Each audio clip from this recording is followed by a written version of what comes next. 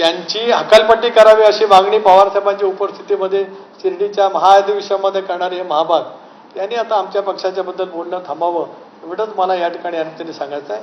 खूप काय बोलण्यासारखं आहेच, अनेक बाबी आहेत. मी स्वतः अनुभवलेल्या 99 सालापासून ते दादांच्या दुर्दैवी मृत्यूपर्यंत काय काय पद्धतीने दादांच्या विरोधामध्ये कटकारस्थान झाली. आज तीच कटकारस्थानं करण्याचा प्रयत्न वहिनी पार्थ किंवा जय आणि आमचा पक्ष या बाबतीमध्ये केला जातो आहे. तो नक्कीच जनता हाणून पाडेल आणि पक्षाचे माझे सगळे प्रमुख सुद्धा निश्चितपणाने त्या ठिकाणी हाणून पाडतील. एवढंच मला आजच्या या त्यांनी जे काय सांगितलेलं आहे त्याबद्दलची भूमिका त्या ठिकाणी मांडायची आहे. याचं कारण असं आहे की दादा असताना सुद्धा मला टार्गेट अनेक वेळा केलं गेलं. 2009 सालापासून 4 पासून अनेक वेळेला 14 पासून तर ते अधिक वाढत गेलं. आणि सावलीसारखी साथ दादाच्या पाठीमागे आम्ही सर्वांनी केली. स्वाभाविकपणानेच त्यांना जे दादांना त्या कालावधीमध्ये एकंदर दादांची राज्यामध्ये उंचावलेली प्रतिमा आणि दादांना पक्ष संघटनेवरती जे काय पकड मिळवलेली होती त्यांच्या मेहनतीतून, त्यांच्या प्रखर इच्छाशक्तीतून आणि प्रचंड मेहनतीतून त्यामध्ये आमचा सहभाग असल्यामुळेच आम्हाला टार्गेट करणं स्वाभाविक आहे. त्याच्यामुळे मला काय त्याच्याशी काही नवल वाटतच नाही. कारण हा निर्णय सुद्धा ज्यावेळेला आम्ही घेतला एनडीएमध्ये सहभागी होण्याचा त्याला आम्ही सगळेजण होतो. स्वाभाविकपणाने आज विलिनीकरणाच्या बाबतीमध्ये सुद्धा त्यांना तेच वाटत होतं.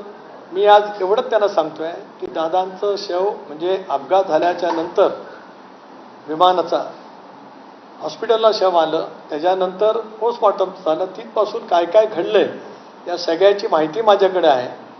कृपा करा आणि थांबा, नाहीतर मला स्पष्ट काय बाबा पुढच्या कालावधीमध्ये सांगावे लागतील. काय कटकारस्थानं तुम्ही वहिनी पार्थ आणि जयच्या विरोधामध्ये करत होतात याची इत्तमभूत माहिती आमच्या सर्वांच्याकडे आहे. थांबा जरा, कारण शेवटी एक सुसंस्कृत विचाराच्या माध्यमातून आपल्याला पुढे वाटचाल त्या ठिकाणी करायची. नाही, ज्याला असेल त्यांनी समजून घ्यावा. मला याच्यापेक्षा काय अधिक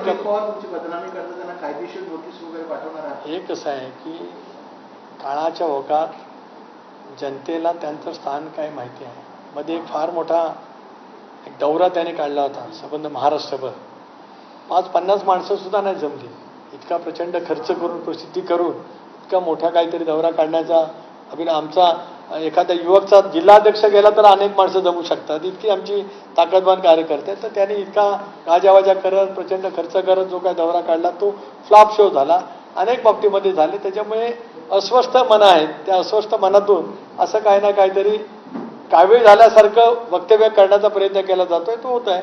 धन्यवाद.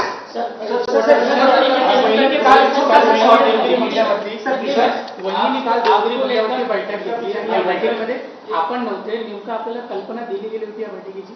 आपल्याकडे माहिती अतिशय अपुरी आहे.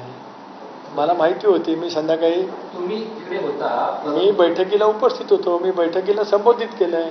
जिल्हा परिषदेच्या निवडणुकीच्या नंतर झालेल्या जिल्हा परिषदेच्या स्थापनेमध्ये पक्षाध्यक्ष म्हणून मी काय काय संभाजीनगर, लातूर, धाराशिव, त्याच्यानंतर परभणी, रायगड, कोल्हापूर, त्याच्यानंतर पुणे या सगळ्या जिल्हा परिषदेमध्ये रचनेच्या बाबतीमध्ये पक्षाध्यक्ष म्हणून काय काय भूमिका केली त्याचं स्पष्टपणाचं त्या ठिकाणी विवेचन केलं.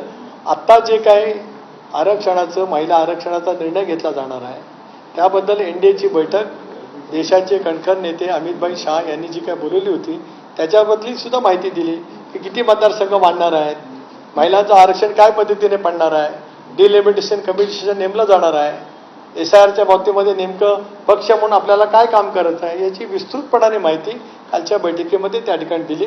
सर्व आमदार महोदय त्या ठिकाणी पूर्ण संख्येने उपस्थित होते.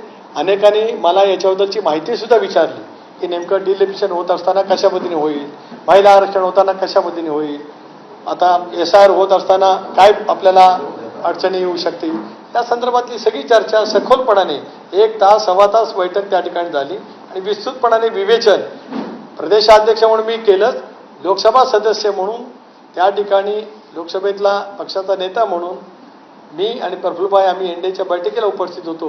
त्या बैठकीची सुद्धा माहिती पक्षाच्या सर्व आमदार महोदयांना त्या ठिकाणी देण्यात आली.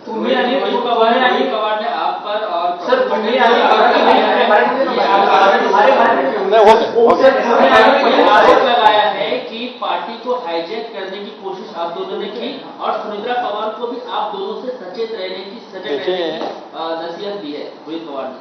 दादा का दुर्दैवी निधन होने के बाद जिस तरह से पार्टी का कब्जा लेने का वो सारी मेहनत करते थे, और आज वैनी पार्थ जय उनके पीछे राष्ट्रवादी कांग्रेस पार्टी पूरी ताकत से खड़ी है। उनका जो मनसूबा था कि पार्टी हाईजैक वो करे, आपने देखा होगा दादा के इंसिडेंट्स के दिन ही पार्टी के मर्जर की बातें उनके सारे सीनियर लीडर ने उस टाइम की थी, वहाँ पे बारामती भी की थी। जब उनको वो नहीं हो पाया, इसके लिए वो अभी राष्ट्रवादी कांग्रेस पार्टी पर वो अपने बयान दे रहे हैं। इसके आगे इसके बारे में मैं कुछ बोलना नहीं चाहता। धन्यवाद। सर, तुम्ही आणि पटेल आरोप केले पत्र दाखवून, त्यामुळे सर खुलासा होतो. पटेल साहेब मानहानी का दावा करेंगे। तर सुनील तटकरेंची पत्रकार परिषद पार पडलेली आहे आणि रोहित पवारांनी जे आरोप केलेले होते त्या संदर्भात त्यांनी उत्तर देताना आता रोहित पवारांनाच पक्ष ताब्यात घेण्याची घाई झाली होती असा प्रत्यारोप सुनील तटकरे यांनी केला. पाटील साहेबांनी मला विधानसभेची उमेदवारी 1985 साली दिली. वो तब जन्म नहीं थे, तब से मैं राजनीति में हूँ. पॉलिटिकल जो कुछ बातें आती हैं तब हम पॉलिटिकल उसके जवाब दे देंगे, और हमने दिया है. लोकसभा चुनाव में हम कम राज्य में खाली मैं अकेला चुन के आया, लेकिन उसके बाद 41 हमारे विधायक चुन के आए. ये तो पॉलिटिकल जवाब ही है, वो तो सही है. सो अभी आने वाले दिनों में देखिए ना, जिला परिषद के चुनाव में राष्ट्रवादी कांग्रेस पार्टी के अभी 7 जिला परिषद में 8 जिला परिषद में राष्ट्रवादी पार्टी उधर सत्ते में आ जाएगी.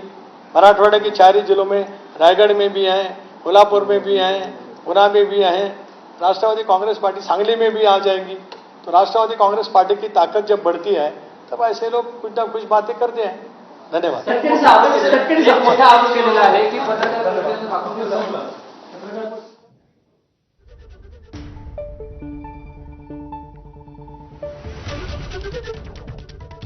आता पुढची बातमी.